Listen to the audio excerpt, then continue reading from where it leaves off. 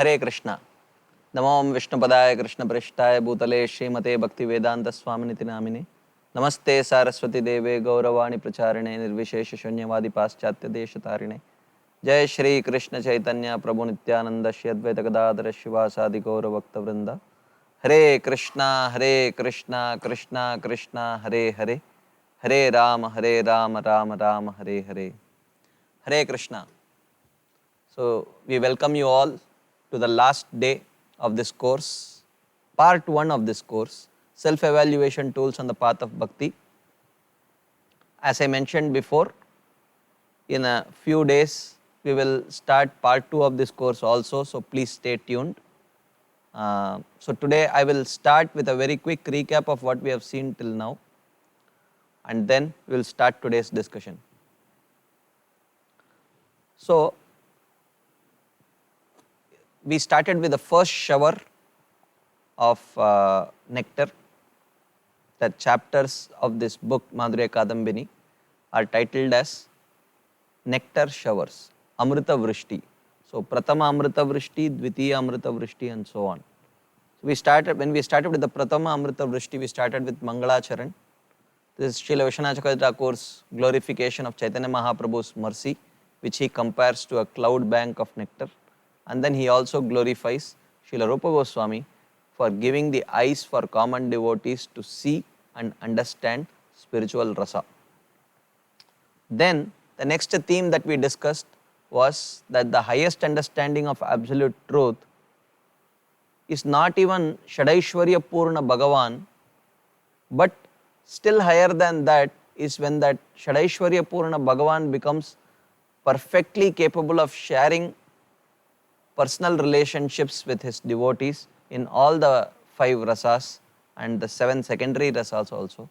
That is Krishna, the personification of spiritual rasa. And then we discussed that how just as the Lord is independent and self-manifest, similarly Lord's bhakti is also independent and self-manifest. And in this theme we elaborately discussed how one receives the seed of devotion.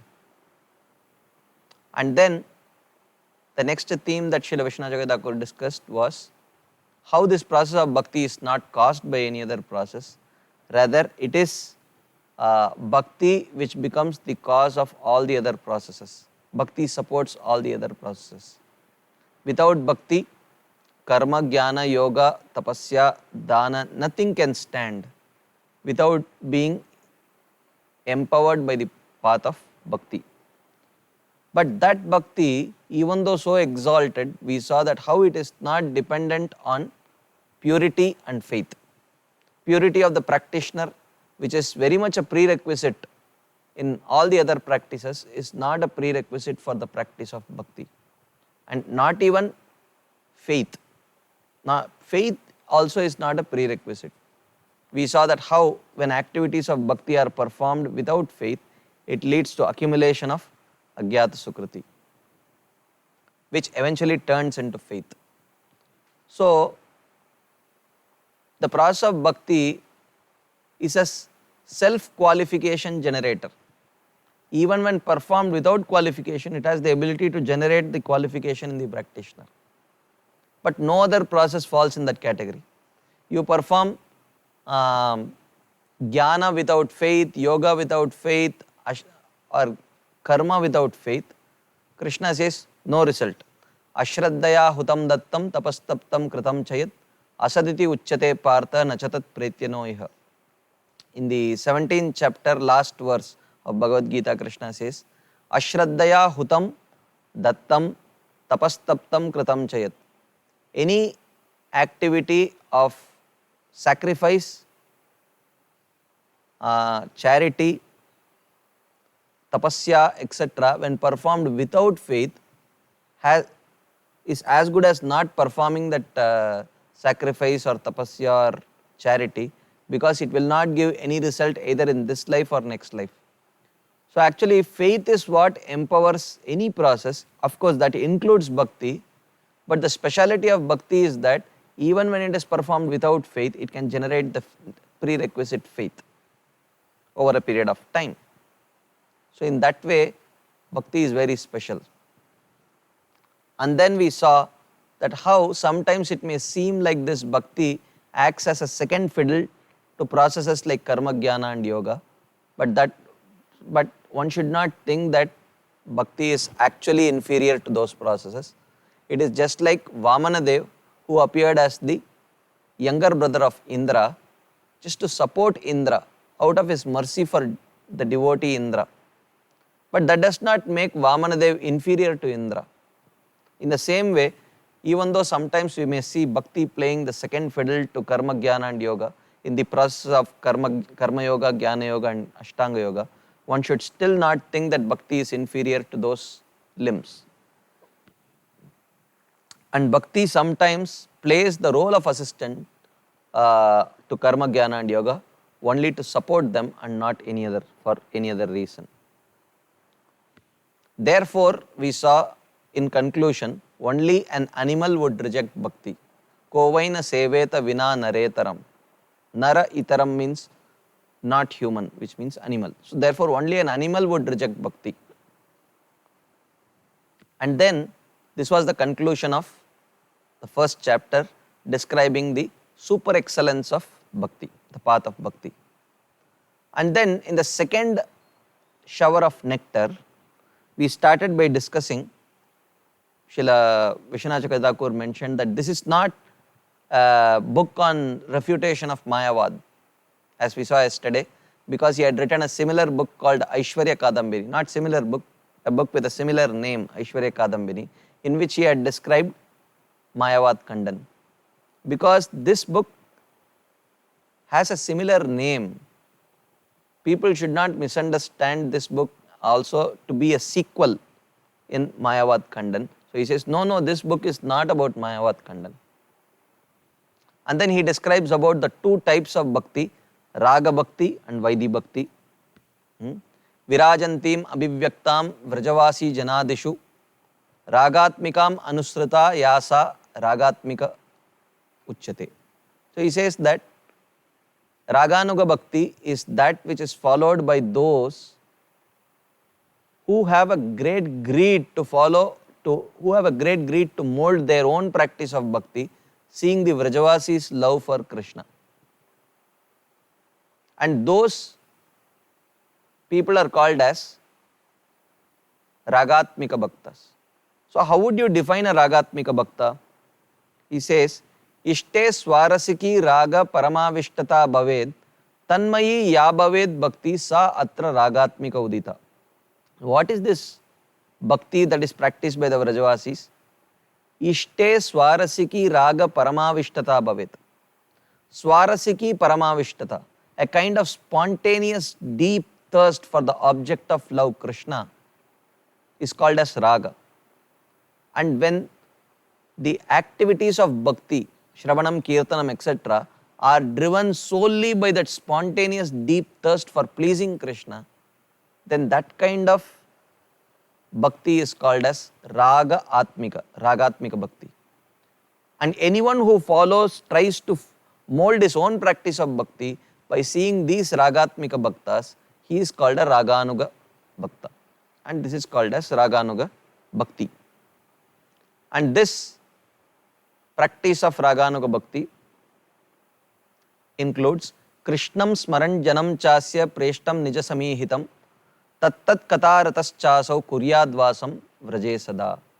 That person meditates on Krishna and particular associates of Krishna whose rasa he is aspiring, and he constantly hears about their pastimes together, and he constantly resides in Vrindavan, either physically, or if physically that's not possible, mentally he tries to reside there. Kuryad Vasam Vraje Sada. And this is in brief practice of Raganuga Sadhaka. And also we saw this practice is carried out in two ways. Seva Sadhaka Rupena Siddha Rupena Chatrahi Tat Bhava Lipsuna Karya Vrajalokanusarataha. They have a Sadhaka Rupa Seva and Siddha Rupa Seva. The Sadhaka Rupa Seva is carried out in their physical body, following in the footsteps of the 6 Goswamis and their followers. And the Siddha Rupa Seva is an internal meditation on there on the body that they are aspiring for in service to Radha and Krishna in Vrindavan. It's not physically followed, it's not explicitly done. So therefore sometimes you may see some people in the dhams also, males wearing a sari and all such ornaments and moving on. So one should understand that this is due to an improper understanding of this presentation given by Srila Rupa Goswami. There is a very detailed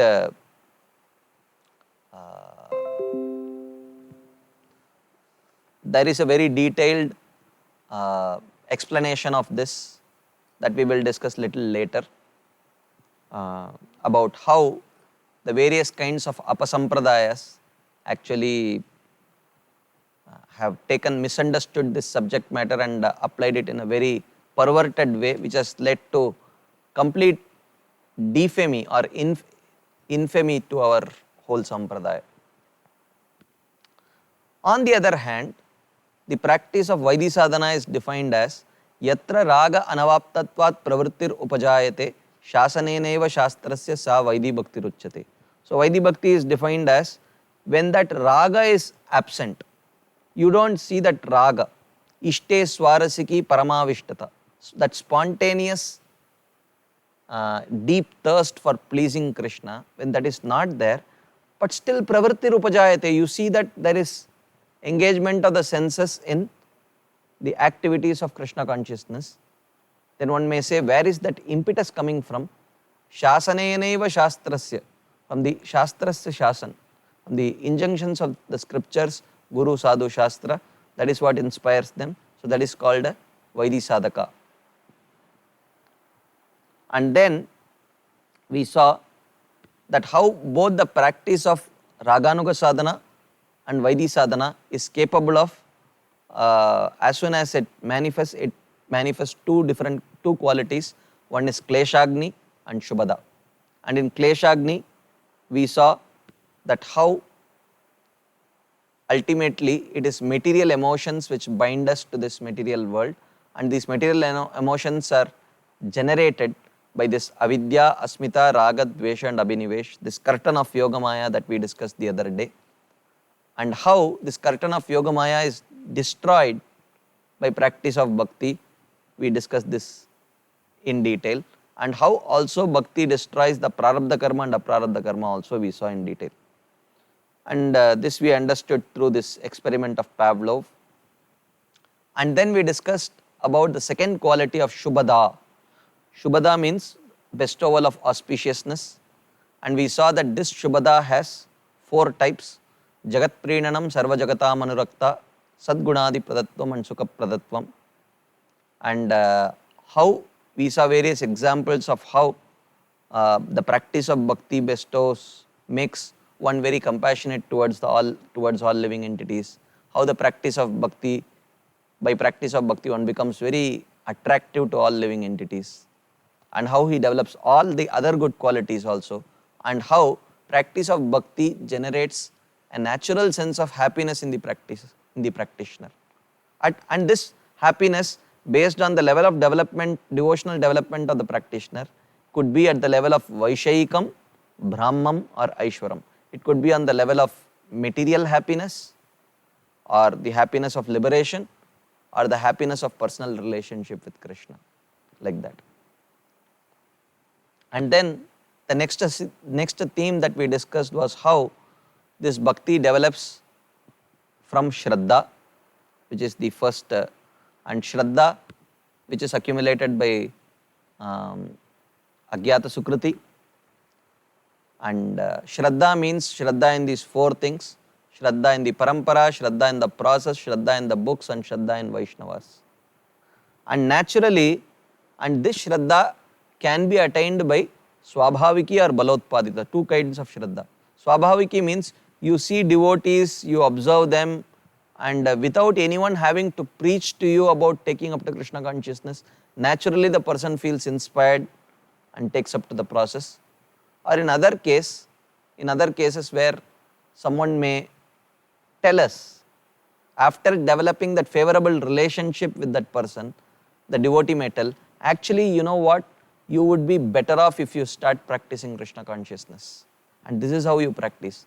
And because we have a natural affection towards that devotee, we may agree, yes, he is my well-wisher, so I will take up to it. Let me try, what's wrong in trying out that way. That is called as balotpadita. And however, whichever way, whether it is swabhaviki or balotpadita, when we develop that faith in Krishna, that faith naturally leads us to believe that we need actually association to practice this bhakti. This is called as sadhu sangha. And we saw that this sadhu sangha should have the elements of sajatiya ashe snigde sadhu sangha swatovare. If these four elements are there, then that kind of practice of bhakti in that kind of sadhu sangha is very, very potent. And naturally in sadhu sangha we would like to practice bhajan, bhajana kriya, or practice of devotional service. And this practice of devotional service we saw could be in the initial stages unsteady, and in the later stages it could become steady. Anishtita bhajana kriya and nishtita bhajana kriya. And in that we saw that there are 6 types or 6 stages of anishtita bhajana kriya. Utsahamayi, Ghanatarala, Vyuda Vikalpa, Vishaya Sangara, Niyamakshama, and Tarangarangini. So what are these 6 and how a person progresses through these stages will be the subject matter which we will be primarily focusing today, and if time permits we will go to the subsequent topics also. So let's try to understand. This I would say is very relevant as we are discussing this theme. I am sure most of you who are of course hearing little attentively will feel, how did Srila Vishwanath Chakravarti Thakur know about what I am going through? How did a personality who lived 300 years before or 400 years before, how did he know about my practice of bhakti? We will feel like that. Because these 6 stages practically every sadhaka goes through. So therefore, even though we would laugh hearing at these descriptions, laugh because we ourselves have gone through such stages or maybe still going through these stages. But at the end of it, it will be very hope giving. So please stay tuned and carefully listen to these stages. 6 stages of Anishtita Bhajana Kriya. Ultimately, it is unsteady devotional service only. I think most of us who are hearing or participating in this discussion that we are having now would agree that yes, Prabhu, I am not able to steadily practice devotional service. Sometimes it is very enthusiastic, sometimes not so enthusiastic, sometimes I end up chanting more, sometimes I hardly struggle to chant my 16 rounds, and sometimes I am very enthusiastic in hearing, sometimes I am very bored. So what exactly happens through these stages and how can we identify our own stage and push us further? That's what we are going to discuss now. So to start with, we'll start with the first stage of Utsahamayi. Utsahamayi means, Utsaha means confidence. Utsahamayi means that practice which is characterized by lot of confidence. So generally when devotees come to Krishna consciousness and see other devotees apparently more happy than themselves, very joyfully dancing, joyfully singing, joyfully honoring prasadam, and then the person meets the devotees and comes to know about the process, and generally whichever devotee you ask, they will say that, Prabhu, bhakti is the easiest process, so easy. Ours is kitchen religion. You just eat your way back to Goloka Vrindavan. So easy. You don't have to give up anything. आपको कुछ छोड़ना नहीं, काली कृष्ण को जोड़ना है बस. So when you hear like this, and then you start hearing some Krishna conscious philosophy and things like that, you think practically you have everything that you need and tomorrow you can become a pure devotee. So this is called as false confidence. Srila Vishwanath Jagadakur writes, he gives an example. A Brahmana child having just begun the study of scriptures thinks he has immediately become a learned scholar worthy of everyone's praise. So he thinks, oh, now I have learned this, now everyone should praise me. Now I will tell some sutras, and you see everyone will become astonished. They will not be able to defeat me. Like that he starts feeling. But this is actually false confidence. At the highest stage of bhakti, one of the qualities that manifests is actually mana shunyata, absolute humility, thinking that actually I am not qualified only. But in the beginning stages, interestingly or paradoxically, starts with the person feeling that actually I know everything. This is called as utsahamayi. And then in the beginning stages, we all might have gone through this. We learn a few things and the do's and don'ts, and we go home and we start blasting our parents. You know what? You don't know anything. You know this. You should not be watching this TV and wasting time and doing all these things. Stop all this nonsense. How will you progress and all that? As if you have become the complete sense-controlled yogi. All that angry shouting at our parents is just a symptom of our own insecurity in our ability to give up these things actually. And that is reflected in the form of our anger towards parents or friends or our brothers and sisters like that. So this is utsahamayi. And your parents might be thinking, my God, till yesterday this person was what we know, and today he has become such a advanced person that he is asking us to give up this, give up that and all that. So similarly, a person just beginning devotional service may develop the audacity to think that he has mastered everything. He is called utsahamayi or puffed up with enthusiasm. So the bubble is bloating and bloating and bloating and bloating. So when the bubble keeps bloating, it actually becomes thinner and thinner and thinner, just ready to get burst. So this is called as utsahamayi stage, and practically everyone goes through this. Feeling that, okay, I need to do something, I can do everything. I can please Krishna so easily. Patram pushpam phalam toyam. From tomorrow everything will start. 16 rounds only, 2 hours. I waste so much time. So 16 rounds, why can't I chant? Look, I spend 3 hours watching TV, 2 hours playing cricket, 5 hours. All I need to do is cut these 5 hours. And they say it takes 1.5 hours to chant 16 rounds. Maybe it may take little extra for me, which means 5 hours if I save, I can chant literally 16 plus 16, 32 plus 16, 48 rounds I can chant. This is what he thinks. See, 5 hours I will save, and rest of the day I will just be very Krishna conscious, fill my room with all Krishna's photos, and Aindra Prabhu's bhajans will be playing behind, his kirtan will be playing behind, and everything will be so Krishna conscious, like that he feels.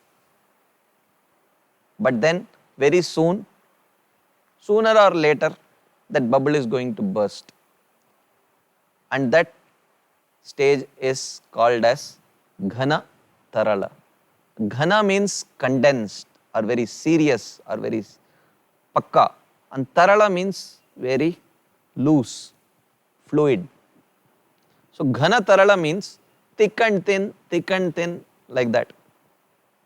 The same child sometimes becomes diligently engaged in his studies. He studies very diligently, and yet at other times, because of inability to understand the scriptures and the lack of real taste, he becomes negligent.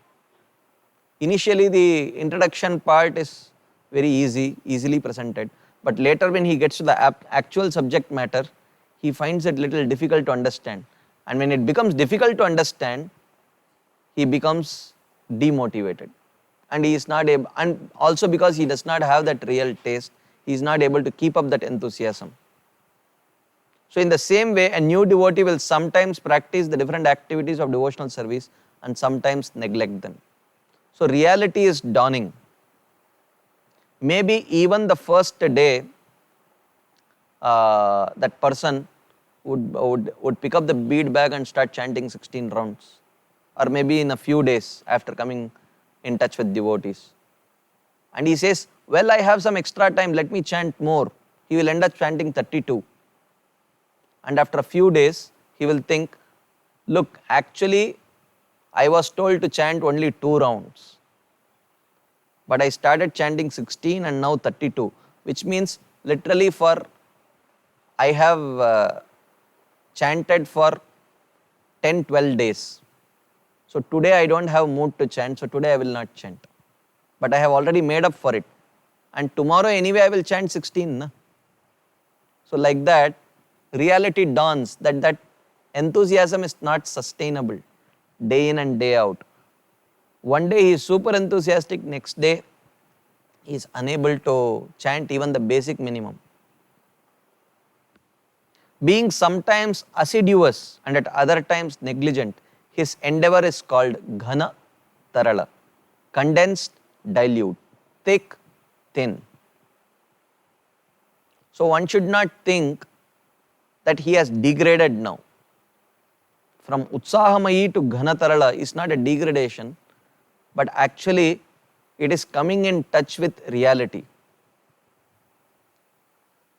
At the first stage, the utsahamayi stage, the person was in denial. He was thinking that actually, why these, after, he might have even been thinking, Arey, this Prabhuji who recommended me, I heard that he has been chanting, he has been practicing Krishna consciousness for the past 12 years. But still I heard he is still chanting only 16 rounds every day. But I chanted 32 rounds today. So I must be probably some past life practice or something like that. So that was actually false confidence. And that bubble had to be burst. So that bubble was burst at the stage of ghana tarala, when he came in touch with actual reality that this kind of enthusiasm is not sustainable. Actually, I am not so qualified because next day I am not even feeling inspired to look at my bead bag. So this ghana tarala may, from an external point of view, may seem like the person has degraded, but no, the person has not degraded. He is just coming in touch with reality.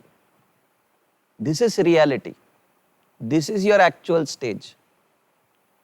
Come on, deal with it.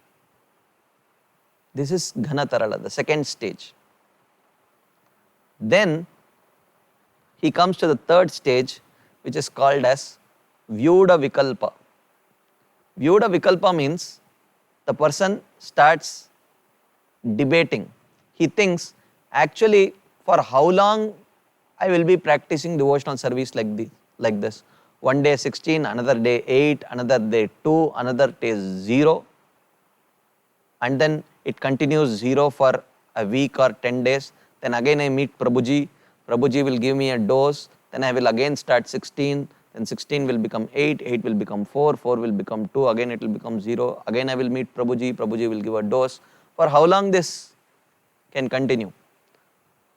I need to be steady in my practice. So he is wondering, why is my practice not steady? He starts debating and he starts considering various reasons. Maybe my lifestyle is not so suitable.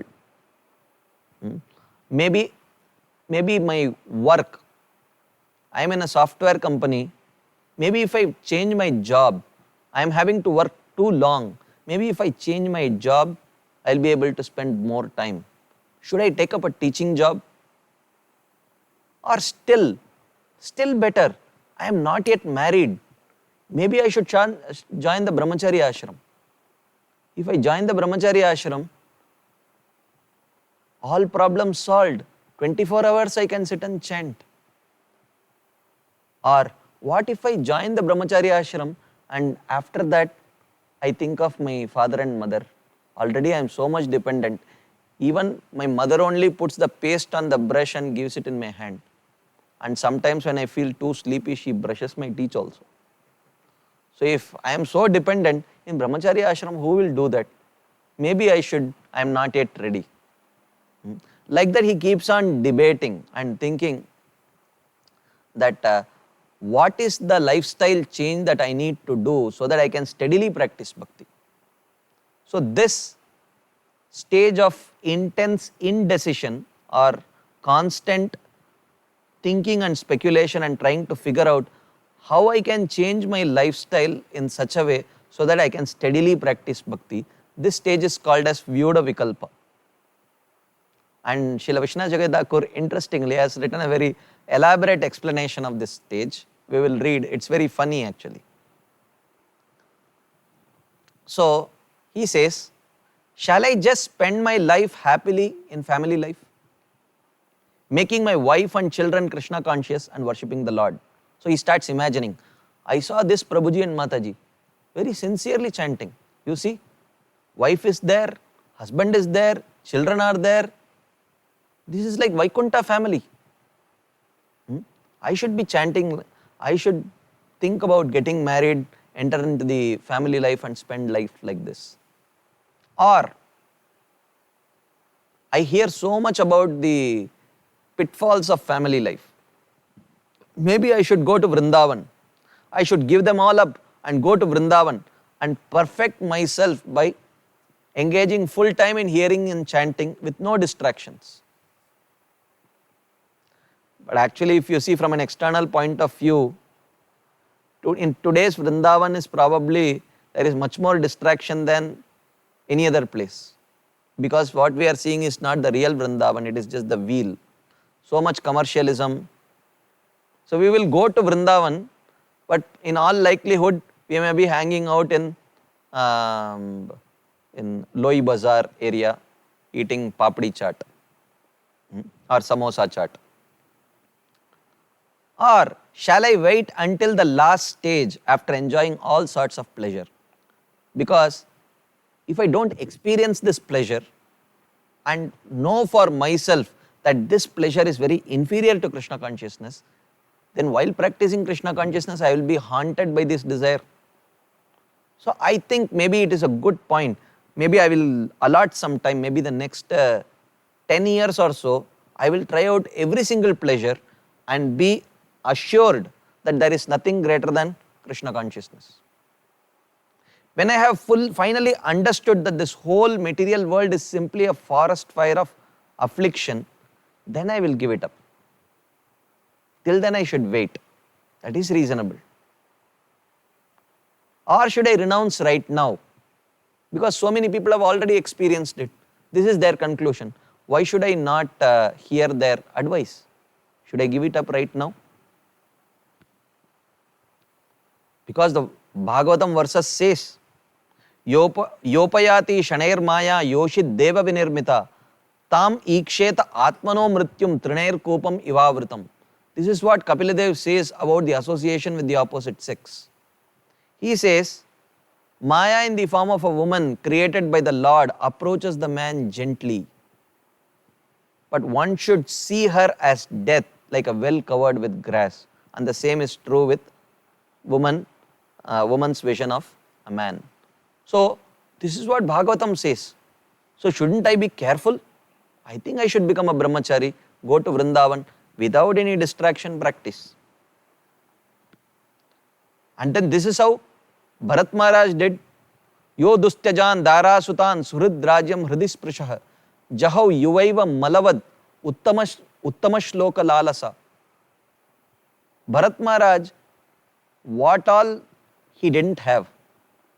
Such a great kingdom which was aspired after by even the Devatas. He was young, he had such beautiful wife, wonderful children. But he gave up all that like a person would give up stool and went to the forest. That is why Bharat Maharaj's name is in Srimad Bhagavatam. Maybe I should follow his footsteps. So should I thus give up unreliable family life which is while still young? Because Bharat Maharaj was still young.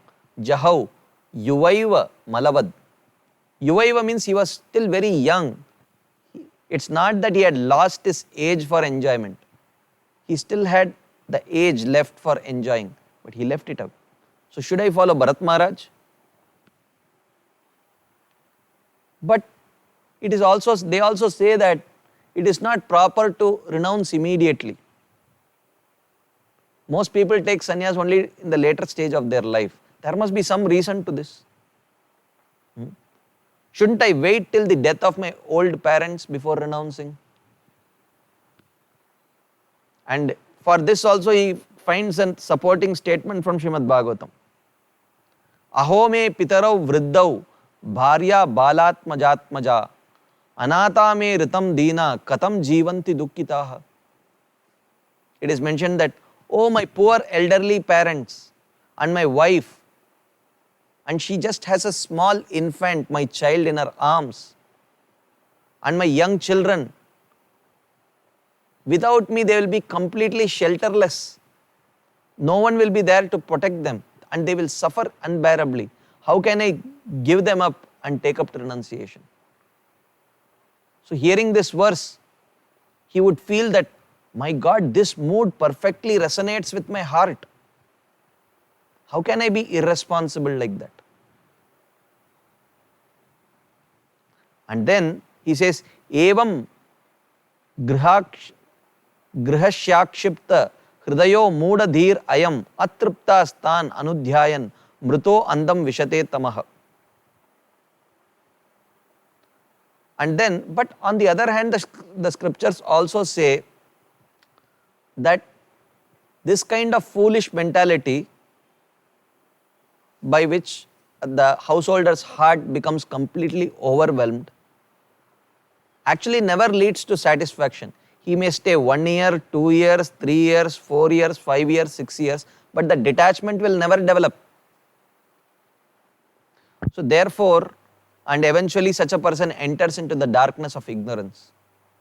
So therefore, maybe it's not a very good idea for me to try out this family life. By such statements, the Lord depreciates such renunciation. Therefore, for the time being, I will just work to keep my body alive. Later, after satisfying all my desires, I will enter Vrindavan and engage in worship of the Lord 24 hours a day. So with all these desires, if I renounce right now, that will not be good. The Lord rejects or criticizes that kind of a false renunciation. So therefore, I will enjoy right now, stay with my family, and when the right time comes, I will go to Vrindavan 24 hours. No one can stop me. After all, the scriptures point out, Tasmad madbhakti yuktasya yogino vai madatmanah nagyanam nacha vairagyam prayashreyo bhavediha. Krishna tells Uddhava.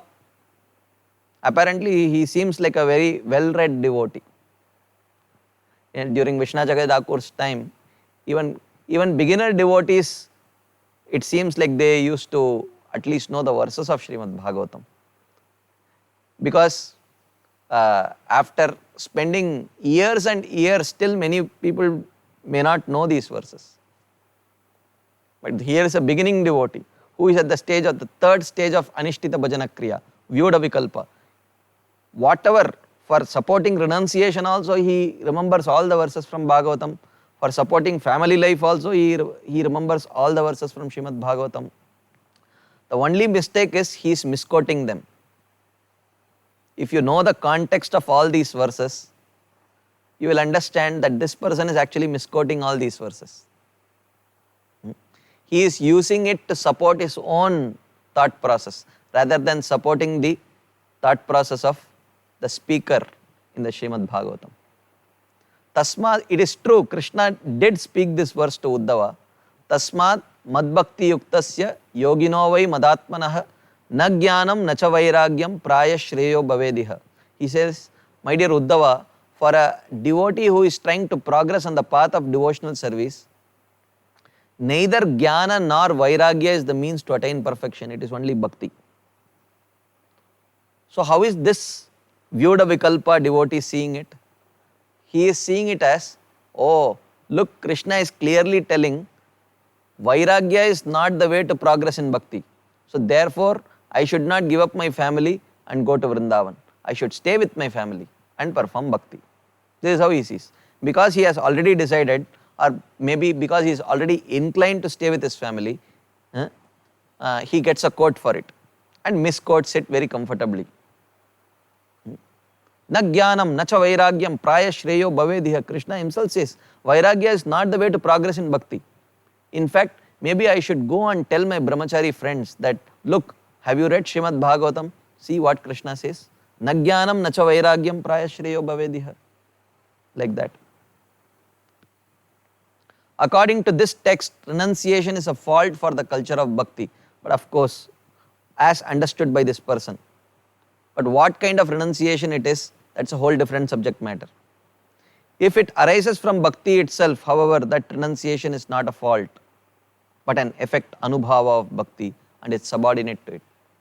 Vasudeve Bhagavati Bhakti Yoga Prayojitaha Janayatyashu Vairagyam Jnanam Chayad Ahaitukam. If that practice, if that renunciation, if that mode of renunciation is a byproduct of, natural byproduct of one's practice of bhakti, that is good. But if one artificially tries to renounce, that is not good.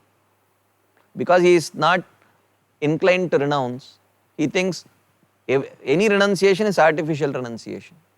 So therefore, he has found this very appropriate text to support his thought process.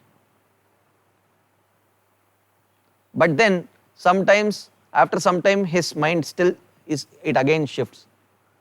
But you see, the life of renunciation is seems to be very easy. You don't have to work.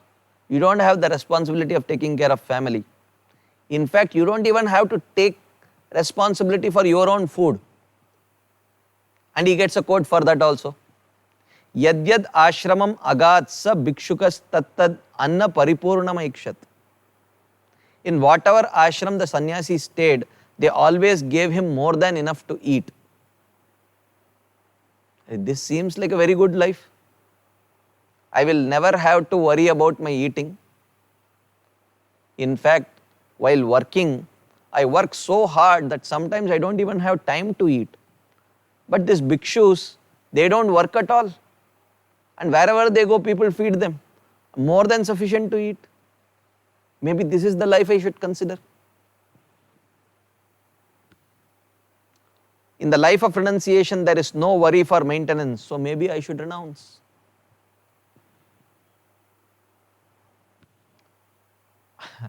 And then after some time, he again gets attached to the family. And he thinks, actually what has Krishna told? What has Brahmaji told? Brahma is our Sampradaya Acharya. In the 10th canto, Brahmaji himself has told, Tavad ragadayas tenas tavad karagraham graham tavan mohongri nigado yavat Krishna nate jana. He tells, Brahmaji in his prayers he tells, that my dear Krishna, yavad nate jana, as long as people do not become your devotees, tavad ragadayas tenas, only till then do material attachments and desires will become thieves, stealing all their spiritual credits. And tavat karagraham graham, and their homes will become prison houses, binding them to this material world, and their affectionate feelings towards their family members will remain foot shackles, binding them to this material world. Yavat Krishna natejana, only as long as that person is a non-devotee and his family members are non-devotee. I have a brilliant idea. What here Brahmaji is telling is, if I am a non-devotee, my family members are non-devotees, then my affection for them, my affection for the house will all bind me to this material world. I have become a devotee. and obviously I will marry a devotee wife only. And my children, if I am devotee, my wife is devotee, my children will naturally be devotees only. So what is wrong in having attachment to devotees? This is the highest perfection. To develop affection for devotees is the highest perfection. And Brahmaji here says that such a person will not be bound to the material world. So this is perfection. I get the best of both worlds. I have a wife, I have children, I can stay with my parents, and I will make all of them devotees, and I am a devotee, so my affection for them is affection for another Vaishnava. So I will not be bound to this material world. This is a very brilliant proposal given by our own Sampradaya Acharya Brahmaji. So in this way he thinks household life is a prison only for those who are attached, but for a devotee there is no harm in household life. In Chaitanya Mahaprabhu's Leela, most of the associates of Chaitanya Mahaprabhu, including Nityananda Prabhu, were householders only. Advaita Acharya was householder, Srivas Thakur was householder, Shivananda Sen, Maharaj Prataparudra, everyone was a householder. There were very few sannyasis. And in fact, Chaitanya Mahaprabhu had so much affection for his householder devotees. So I should learn something from Chaitanya Leela or not? Thus, shall I remain at home and engage in chanting, or maybe hearing, or maybe some service? But why should I be stingy? I will be like Ambarish Maharaj, exemplary householder. Sometimes in chanting, sometimes in hearing, sometimes in serving, sometimes in going to temple. Savai mana Krishna padaravindayor vachamsi vaikunta gunanuvarnane. Karau harer mandiramarjanadishu. Sometimes I will take up the broom and sweep the temple and employ a servant maid to sweep my own house. Like that.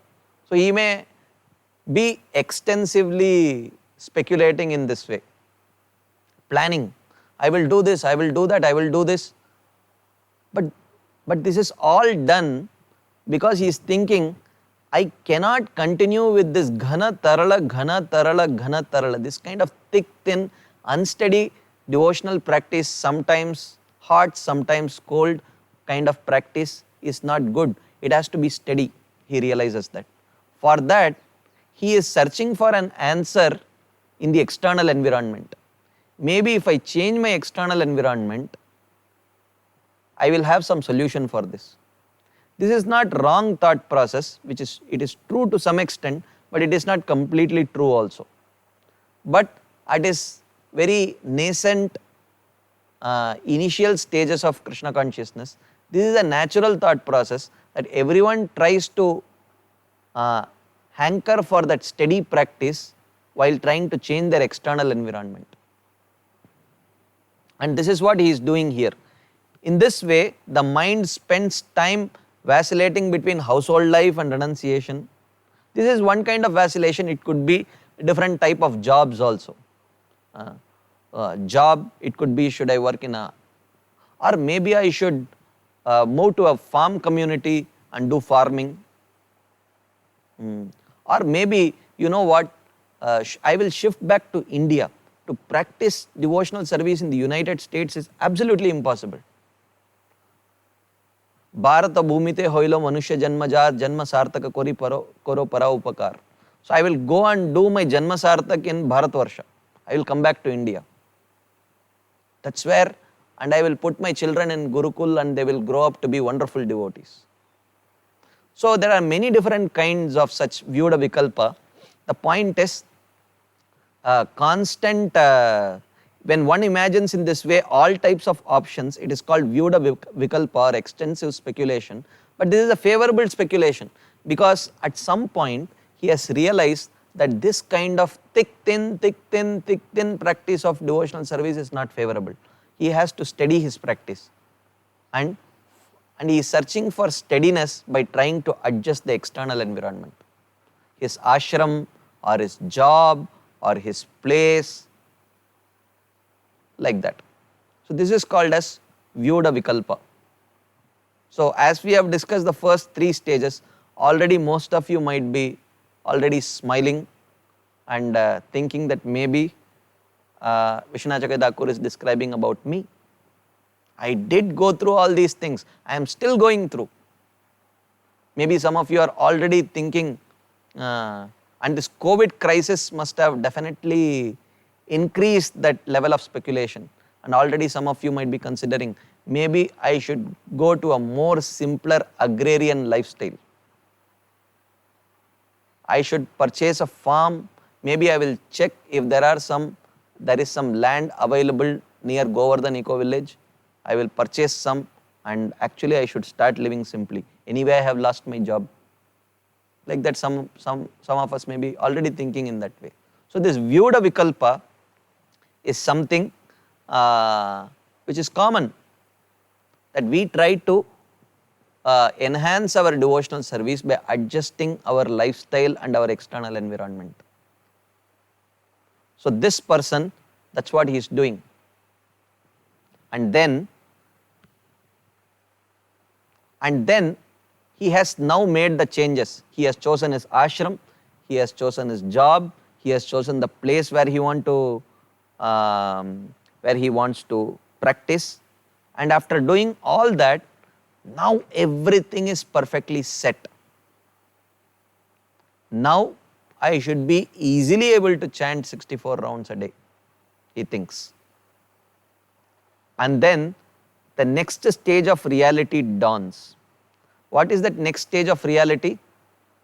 He realizes, actually my practice of devotional service is unsteady, not because of the external environment, but because of my uncontrolled senses and mind. So this reality dawns. And of course, to come to such a conclusion also requires some level of devotional maturity. So these are stages which everyone has to be allowed to go through. Prematurely you give them some instruction that may not necessarily change them. So when he goes through, when he actually makes those external changes, it does improve his devotional service. There is no doubt about it. But after some time he realizes the real problem is not with the external environment, but the real problem is with my uncontrolled mind and senses. It's not that his mind and senses were controlled in the first 3 stages. Actually they were as uncontrolled as at this stage, if not more uncontrolled, but just that his consciousness was so gross and immature that it would not look in that direction only. It would not look in that direction to see, oh, maybe the problem is internal. This is due to lack of devotional maturity. Now that this person has become little more devotionally mature, he is seeing, actually the problem is internal. Now I realize my senses and mind are uncontrolled. This is called, then starts this protracted struggle with the senses, which is called as Vishaya Sangara. He quotes a verse, Vishayavishta chittanam Vishnu avesha suduratah Varuni diggatam vastu vrajan aindrim kimapnuyat. So he says, Vishayavishta chittanam Vishnu avesha suduratah. For one whose heart is completely consumed by materialistic thoughts about Vishnu is very far, he cannot think. Varuni diggatam vastu vrajan aindrim kimapnuyat. For a person who wants to purchase or get a thing which is in the western direction, will he achieve it or will he get it by walking in the eastern direction? So in the same way, a person who is constantly meditating on material sense enjoyment and his own enjoyment, how can he possibly think of pleasing Krishna? So therefore, this Vishaya Sangara is the next stage, where the next stage of reality dawns. That stage of reality, that is understanding that his uncontrolled mind and senses are the real reason for unsteady devotional service. Understanding that material enjoyment is forcibly carrying him away and impairing his steadiness in serving Krishna, the devotee resolves to renounce his addictions and take shelter of the holy name. So we may think, oh, I am not addicted. I don't drink, not even tea or coffee. I am not addicted. What to speak of intoxication, drugs? No. But aren't we addicted to internet, YouTube, while you are watching this YouTube presentation? But still, while watching this, it should inspire you to actually pick up the book and study it yourself also. Gather devotees, sit with them and discuss this subject matter. Otherwise, while this YouTube video is going on, some other pop-up will come, some other suggestions will come, and we may get distracted and go there, click there. Half an hour we listen to this lecture, and we will end up spending the next 3 hours watching some other not necessarily Krishna conscious topic. Risk is always abundant. So therefore, the person may resolve that now I will have to renounce my addictions. But many times his attempts at renunciation often end in enjoying what he is trying to renounce. He will say no, no, no, no, no for 5 days, and sixth day he will completely compensate for all the 5 days. And then again say no, no, no, no, no for another 5-6 days, and then again completely compensate for all of that. So in this way, this struggle keeps on going, and this struggle is called as Vishaya Sangara, complete struggle with the senses. And this stage is indicated, and we twice discussed this verse already before in describing the Vaidhi Sadhaka, early stages of a Vaidhi Sadhaka. Jata Shraddho Matkataso Nirvinna Sarvakarmasu Veda Dukkatmakam Kaman Parityage Api Anishwaraha Tato Bajeta Mam Prita Shraddalur Dridanischaya Jushamanascha Tan Kaman Dukko Darkamscha Garhayan. As we saw, the classic symptoms of a Vaidhi Sadhaka. Jata Shraddho Matkatasu, he has developed faith in the process of bhakti, and he has no such faith in karma jnana and yoga. Nirvidna sarva karmasu. Veda dukkatmakam kaman, he knows that sense gratification eventually leads to suffering, but parityagya api anishwaraha, he is not always able to say no. Why? Vishaya Sangara.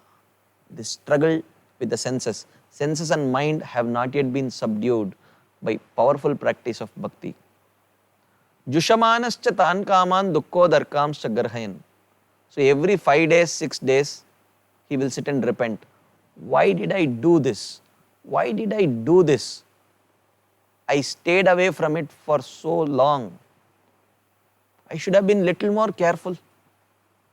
Why did I succumb to it? Like this he keeps on lamenting. So, but of course not in a very compulsive, he is not a compulsive lamenter. Like you have obsessive compulsive disorders, OCD. It's like a kind of borderline mental disorder where people have certain kinds of very strong idiosyncrasies. They constantly, every 1 minute they keep washing their hands or things like that. So in this way, this person is not a compulsive lamenter or compulsive guilt-ridden person, but every time he slips, he feels genuinely repentant, but feels inspired to move forward. So this is the 4th stage of unsteady devotional service. We saw the first stage was false confidence, utsahamayi, where he thought, abhi main duniya jeet liya. I have taken over the whole world. I am cruising at tremendous speed towards the lotus feet of Krishna. But then the first reality dawns in, the bubble is burst at the second stage, which is called as ghana tarala, thick and thin. He realizes actually I can't have this enthusiasm sustainably. And then in the third stage, he actually resolves to end this thick thin practice by trying to adjust his external environment, which we saw as Vyuda Vikalpa. And despite adjusting all the external environment and making the external environment perfect and conducive for his practice, he realizes that still his practice is unsteady because his mind and senses are not controlled. Then this ongoing battle with his previously acquired desires for sense pleasure, in which he sometimes meets with victory and sometimes with defeat, is called Vishaya Sangara, or struggle with sense pleasure. Then, after some time, he may fall down, but slowly because of his devotional progress, he will start falling down less and less. What was once in 5 days would become once in 2 weeks, once a month, once in 2 months, and then rarely sometimes. So in this way, he will gain some, by his repeated practice, regulated practice of devotional service in good association, he will slowly come to gain fairly good control over his mind and senses. And then his mind is no longer constantly thinking about how I will control my senses, how I will somehow escape from the sense gratification. That would have been in the stage of Vishaya Sangara, or the fourth stage, that is an all-consuming thought process of this person. How will I escape sense gratification? How will I escape sense gratification? Then, when he fairly gains some control over his uncontrolled mind and senses, then he comes to the next stage, which is called as Niyama Akshama. At this stage, having gained fairly good control over mind and senses, he thinks, now I should think of increasing the quality and quantity of my sadhana. I should start chanting extra rounds. I should start hearing what I am chanting. I should stop touching my smartphone while chanting, at least, and ideally not touch at all. But if that is not possible, at least while chanting or hearing, I should not do it. Like that, he starts taking positive vows, and I should be chanting extra rounds. I should be hearing more. I should be associating with devotees more. So he may fix some values. He may fix some vows. He may take some vows. And in trying to fulfill that vows, he may time and again fail. This is called as Niyama Akshama. While Vishaya Sangara, at the stage of Vishaya Sangara, his failure is in sense control. In Niyama Akshama, his failure is in sometimes having set a high goal for his sadhana, he falls down from there. And then he again takes the vow and continues, and then falls down. And then again takes that vow, continues, and falls down. That is called as Niyama Akshama. Even though he is falling down, but he has actually progressed from Utsahamayi to Ghanatarala to Vyuda Vikalpa to Vishaya Sangara to Niyama Akshama. It is actually progress. Then the devotee will resolve, from today I will chant such and such number of rounds of japa and will pay so many obeisances. I will also perform services for the devotees. I will not talk on any other subject matter except the Lord, and I will give up all association with people who talk on material matters. No prajalpa, no reading newspapers, no spending time on WhatsApp and YouTube. I will increase my rounds and I will be steady there. Though he makes such resolutions every day, he is not always able to execute them. Sometimes, most of the times he does, but sometimes he falls down. Then he picks himself up. Then he continues. Then he may fall down, like that. This is called Niyama Akshama, or inability to follow the rules. Vishaya Sangara is the inability to give up material enjoyment, whereas Niyama Akshama is the inability to improve his devotional service. So, he has progressed, even though there is falling down every time and again, but he has actually progressed. From Vishaya Sangara to Niyamakshama is a progress. At least he is thinking about improving his devotional service, even though unsuccessfully, rather than constantly thinking about how I will control my mind and senses. This is actually a progress, even though he is still in unsteady devotional service, but still progress has been accomplished. After some time, he may become fairly steady in his practice of sadhana also. He may achieve some fairly good ability to fulfill the devotional vows that he has been taking. So then what happens? When they see, oh, here is a very sense-controlled devotee. Here is a person whose quality and quantity of sadhana is very exemplary. He has understood the Shastras so well. What will happen? It will immediately attract lot of puja, labh and pratishtha. Lot of appreciation, glorification, garlands, Vyasasan, microphone, YouTube live, so many thousands of people watching, so many likes, so many favorable comments, and the person will get totally carried away. Wow, I am just floating, I am coming closer to Goloka Vrindavan, like that. Maybe is this the feeling of Goloka Vrindavan? So this is called as Taranga Rangini. Taranga Rangini means enjoying the waves of facilities, puja, labh, pratishtha that comes with progress in devotional service. Of course, pratishtha is something very bad, but the fact that this pratishtha is coming because he has done something properly in his spiritual life. But just that at this juncture, he is getting trapped by this desire for name, fame, glorification, prestige, facilities that come with actually proper practice of devotional service. Of course, in the traditional Vedic society, people were all quite well read. So this Tarangarangini stage would come little later, when actually people identify and they see over a period of time that he has been practicing so nicely.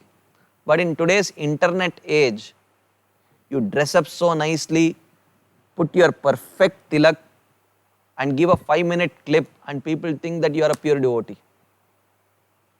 And then there is so much glorification, and then if the amount of devotional development is not commensurate to the glorification that comes, or it's actually not glorification that comes, but glorification that is perceived through the number of likes or comments. In this age of social media, this pratishtha comes, one need not wait till Vishaya Sangara and Niyamakshama for pratishtha to come. We will have to deal with this pratishtha probably right from the Utsahamai stage, or at least Ghanatarala Vyuda Vikalpa stage. Little bit you go and post a video, and then it becomes. So in this age of social media, we are having to, just like modern days man is aging much faster than his actual biological age because of all the chemicals and whatnot that we are eating. Similarly, even in our devotional practice, with this progress of social media age, we are actually having to encounter obstacles which might come at the later stages of our devotional development, much early actually. So we have to understand and make a concerted effort to go internally despite all these distractions. So therefore this is called as Taranga Rangini. Finally, it is well known that the very nature of bhakti is to be attractive. So all types of people become attracted to the devotee who is the abode of bhakti. Yasyasti bhaktir bhagavatya kinchana sarvair gunais tatra samasati sura. All good qualities naturally develop, and that is why he is attracting attention, appreciation, adoration, and glorification, facilities. And as the old adage goes, by the attraction of the populace one becomes wealthy. Facilities also follow. Bhakti produces much opportunity for material gain, worship and position, puja, labh and pratishta. These are weeds around the creeper of bhakti. Sometimes we may very innocently actually start believing that the number of people who appreciate us is actually an indication of our devotional progress. And actually, the people with whom we live with, they will not appreciate us so much. But on the internet, we will see people appreciating us left, right, center, because they don't live with us. And we end up thinking that the people who are living with us, actually they are an illusion, maya. They don't understand what I am really.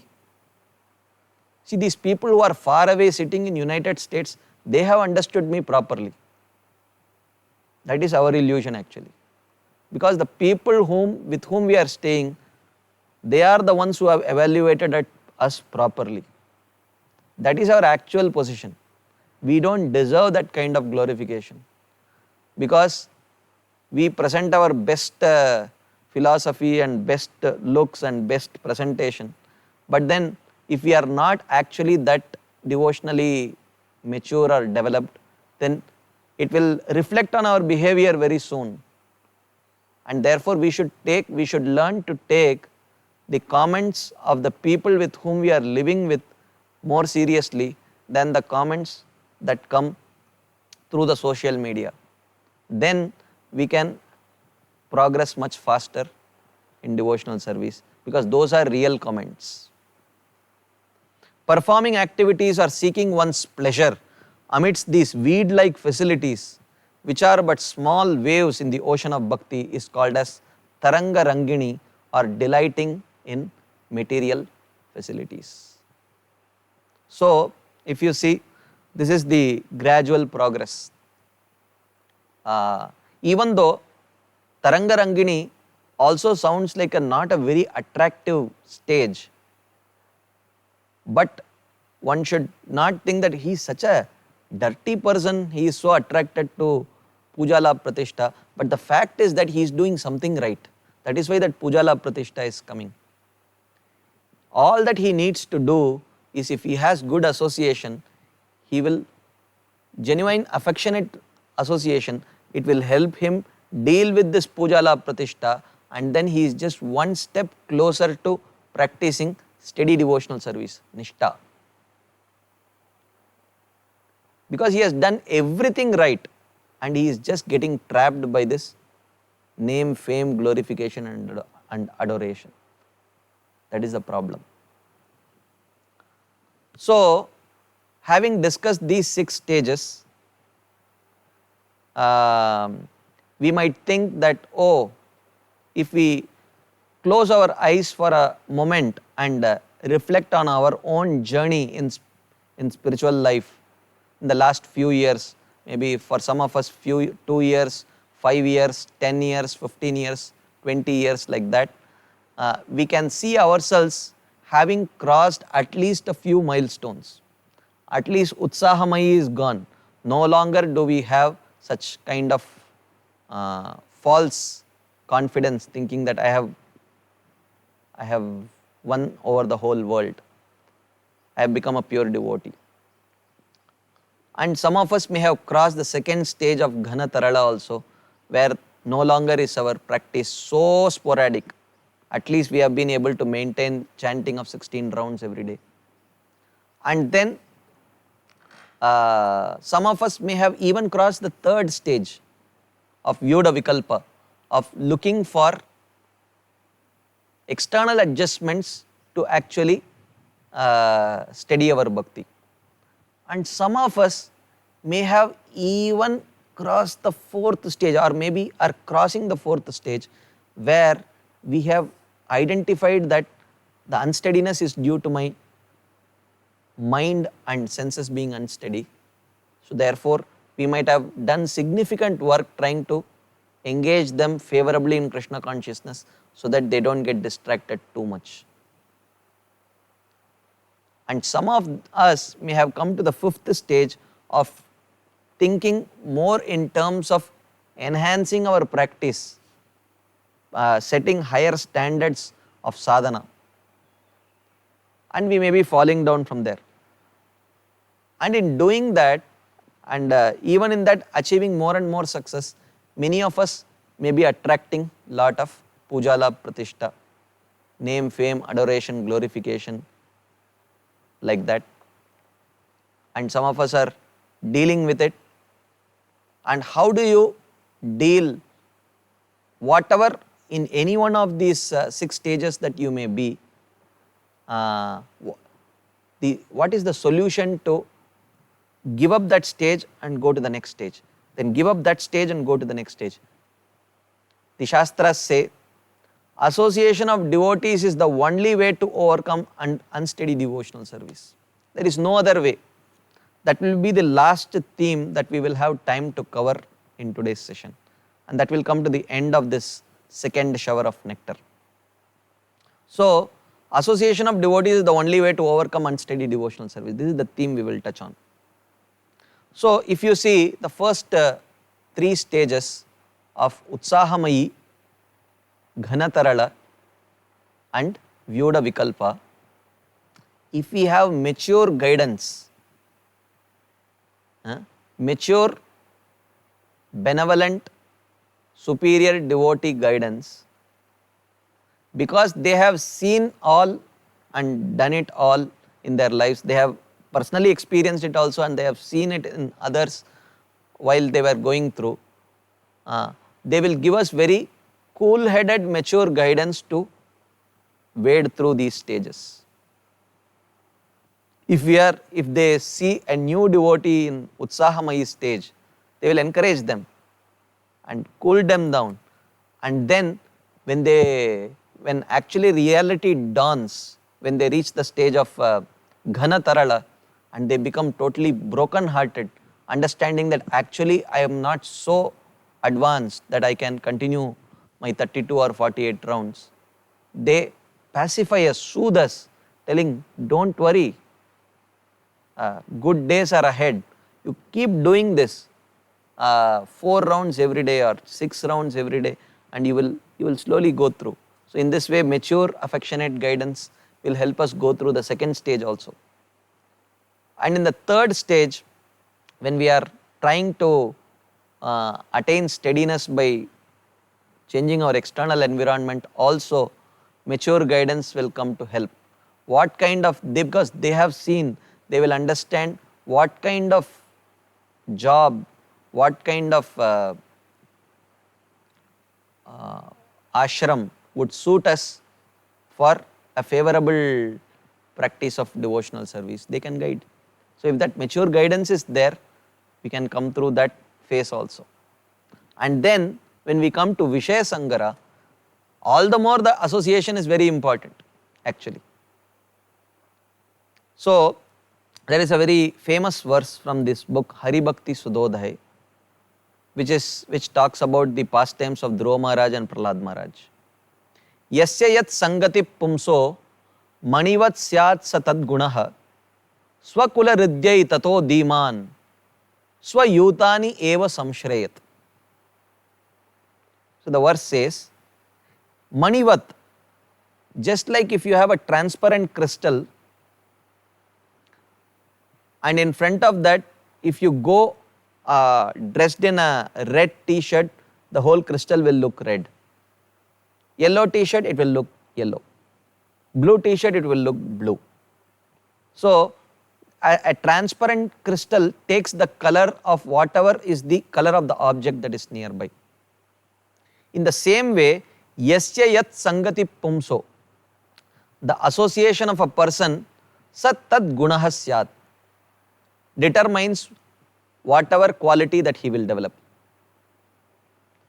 As they say in Hindi, jaise sang, vaise rang. The kind of association that you have will determine the qualities that we develop. Tato dhiman, therefore an intelligent person, swayutani eva samshrayet, he will take shelter in like-minded association. Swayutani eva. For what purpose? Swakula hridyai. For the sake of bringing auspiciousness and prosperity to that group, he will always choose association of like-minded people who share the same goal.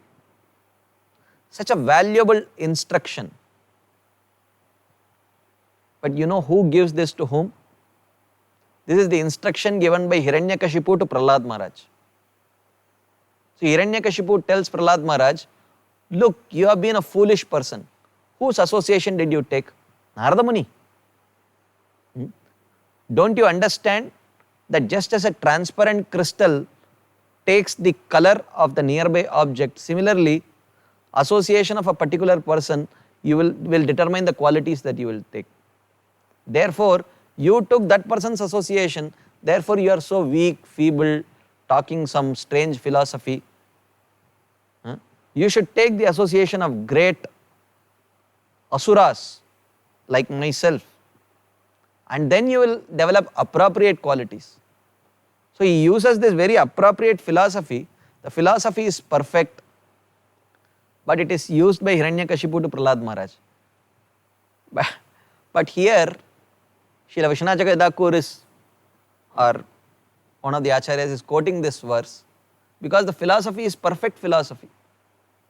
So if we want to progress in devotional service, it is impossible to progress without, as we saw yesterday, sajatiya ashe snigde sadhu sanga swatovare. Association with these four qualities of like-minded, affectionate, devotee association, which is mutually elevating or more elevated association. So, how the association of devotees help us overcome the stage of Vishaya Sangara, our struggle with senses, or struggle with sense gratification. So very beautiful verse Srila Raghunath Das Goswami mentions in his book Manas Siksha. He says, Asacheshta kashta prada vikata pasha libiriha prakamam kamadi prakata patipati vyatikaraihi gale badva hanye ham iti bakabid vartma pagane kurutvam futkaran avati sayatatvam manayita. Srila Raghunath Das Goswami says, Iha prakata patipati, on this revealed path of devotion, vyatikaraihi, the path is clear path, smooth path. Davan nimilyava netre naskalenna patediha. You can run on this path of bhakti with your eyes closed. Naskalenna patediha. You will not slip, you will not fall. But there are some highway robbers who are standing on that road to loot you. Who are those highway robbers? He says, Prakamam kamadi, my own lust, anger, envy, greed, illusion, pride. These 6 enemies.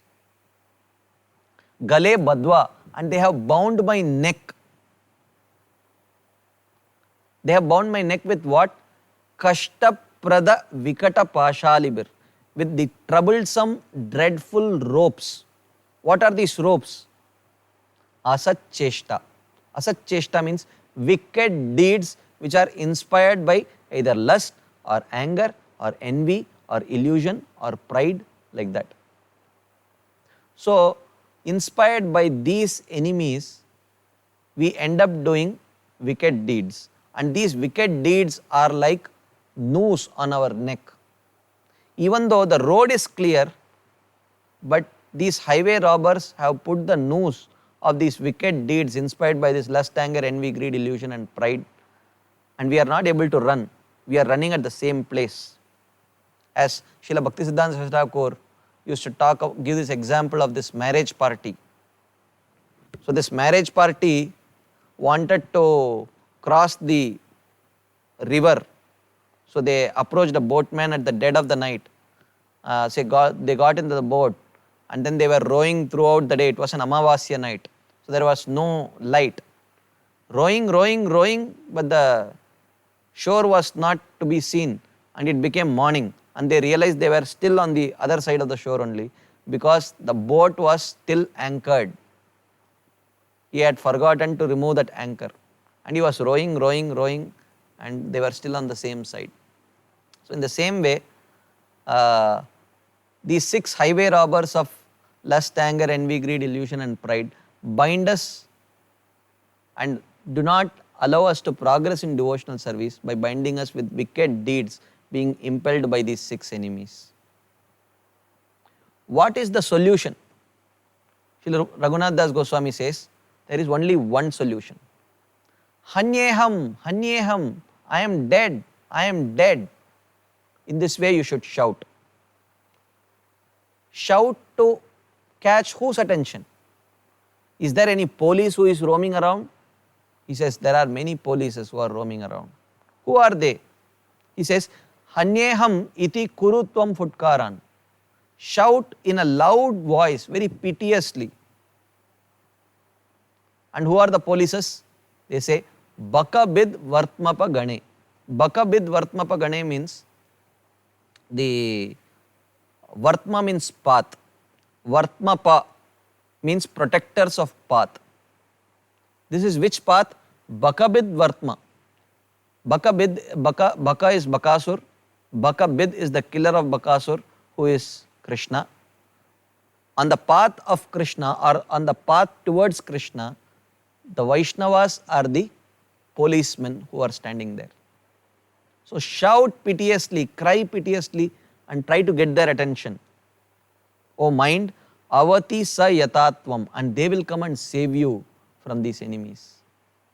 So therefore, when we are troubled by these 6 enemies, we should ensure that we call out for devotees, which means the maximum chance of being attacked by these enemies is when we are outside the association of devotees.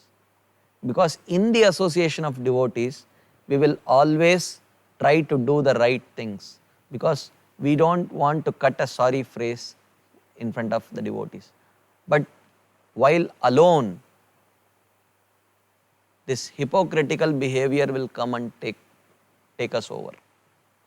Therefore, it is mentioned here, Bakabid Vartmapagane. Why Bakabid? Why not Agabid? Why not Putanabid?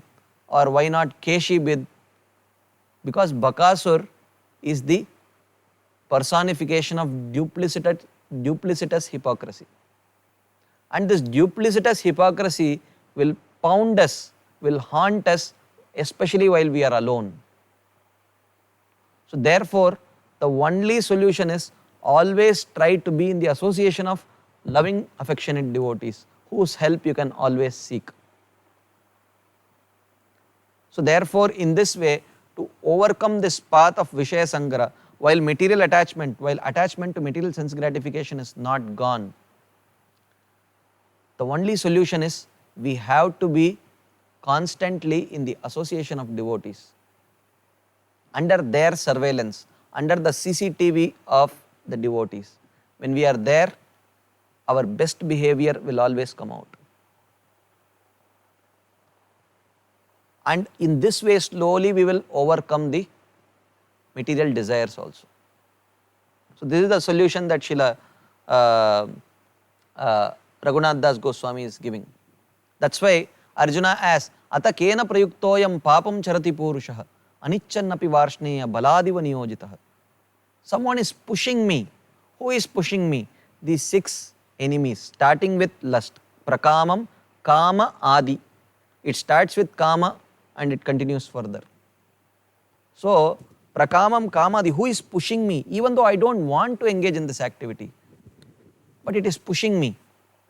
That is lust. And then Krishna says, there are three places where this lust resides. Indriyani manobuddhir asyadhishtana muchyate. Etair vimohayatyesha jnanam avritya dehinam. There are three places of residence of lust, that is senses, mind and intelligence. All three places. So you have to attack all the three places to destroy lust. But where to start? You are one person, you can start from one place. Krishna says, Tasmatvam indriyani adau niyamya bhartarshaba papmanam prajahihyenam jnana vijnana nashanam. He says, start with the senses. That is the easiest to approach. Indriyani adau, which means first engage your senses, give them Krishna conscious engagement, constant Krishna conscious engagement, preferably in the association of devotees. We could do so many things. We could have a mentor and we could regularly report to our mentor how the day has been, how the week has been. And also there are so many different ways. If you are struggling with addictions and certain things, internet addictions and so many other such things, we could have some parental control and so many different ways are there. But the point is, we have to keep the senses away from the sense objects, and if you think this is difficult, there is no easier way compared to this. This is the easiest that Krishna is recommending. Keep the senses away from the sense objects, and this is only possible if you have some alternate engagement for the senses. When we create some alternate Krishna conscious engagement for the senses, then our senses will not pull us away. Tasmatvam indriyani adau niyamya bhartarshaba. Start with the senses. Give them alternate engagement. That is what Krishna is indicating here. Okay. So this is about Vishaya Sangara. How the devotees association help us overcome this stage of our struggle with the senses. Then Tarangarangini. How we can overcome Tarangarangini? Let's say we have favorably overcome the struggle with senses and setting higher goals, Niyamakshama also. So Tarangarangini, how will the association of devotees help us overcome Tarangarangini? So he says, Pratishta shadrishta shvapacha ramani me hridinatet katam sadhu prema sprushati shuchir etan nanumana sada tvam sevasva prabudayita samantamatulam yata tam nishkasya tvaritam ihatam veshayati saha. He says, Drishta Shwapacha Ramani, as long as this unchaste dog-eating woman, who is this unchaste dog-eating woman? Pratishta Asha, a desire for fame, desire for glorification, desire for some appreciation. May Hridinatet, as long as she is dancing in our heart. Dancing means who has completely taken control of us. Katam Shuchir Sadhu Prema Yetat Sprushati. How can the pure lady of love of Krishna touch our heart? Sadhu Prema. Srila Bhaktivinoda Thakur explains that there are three meanings of this word Sadhu Prema. Sadhu Prema means the love that a sadhu has for Krishna. His prema towards Krishna. We can never access it as long as we are controlled by this desire for name, fame, glorification. The second meaning of sadhu prema is the love that the sadhu has for us, for me, the fallen soul. I cannot access that love as long as my mind is completely absorbed in seeking my own glorification and prestige. This is the second meaning. And the third meaning is, I may have some inherent appreciation of the sadhu, but I cannot access the love that I have for sadhu prema, or I cannot genuinely develop affection for a sadhu if my heart is completely consumed by my own desire for prestige, fame, etc. So, in this way, this Pratishta Asha will deny us the access to Sadhu Prema of these three types. What is the solution? Srila Raghunath Das Goswami says, Sadatvam sevasva prabudayita samanta matulam. The solution is serving the Vaishnavas. If you serve exalted Vaishnavas, then gradually yata tam nishkasya tvaritam iha tam veshayati saha. So humble menial service to exalted Vaishnavas will help us stay grounded, and it will protect us from this troublesome, unchaste, dog-eating woman of desire for fame and glorification. So here again, the Vaishnavas come to our rescue to help us overcome Tarangarangini. So however famous we may be becoming, if we are not regularly involved in serving other exalted Vaishnavas, subordinating our own desires to the desires of exalted Vaishnavas, then it is very difficult to overcome the pushing of glorification, pride, etc. So, of course, there are many other things that we can discuss, but we have again overshot the time. So, we will end here, but there are few other things that I wanted to share on this topic, but when we start the part 2 of this course, while recapping what we have seen in part 1, I will elaborate little more on this last section, and then we will go to the next section. So I really want to thank you from the bottom of my heart for giving your patient ears to a subject matter which may not be so interesting. There is no interesting pastimes involved. It is mostly philosophy only. It may not be very interesting, but believe me, the book has been written by Srila Vishwanath Chakravarti Thakur for benefiting the devotees, and it can be of tremendous benefit. Sometimes we do have to take some bitter pills to get better. As long as we have the goal of getting better very clear, then sometimes we can afford to swallow certain bitter pills, and it can definitely help us. So thank you very much for your patient listening, and maybe in a couple of days, 2-3 days, we will start part 2 of this course, and hoping to have your association in that course also. Hare Krishna. Thank you very much. Srila Prabhupada ki jai. Srila Vishwanath Chakravarti Thakur ki jai. Shri Madhurya Kadambini ki jai. Hare Krishna.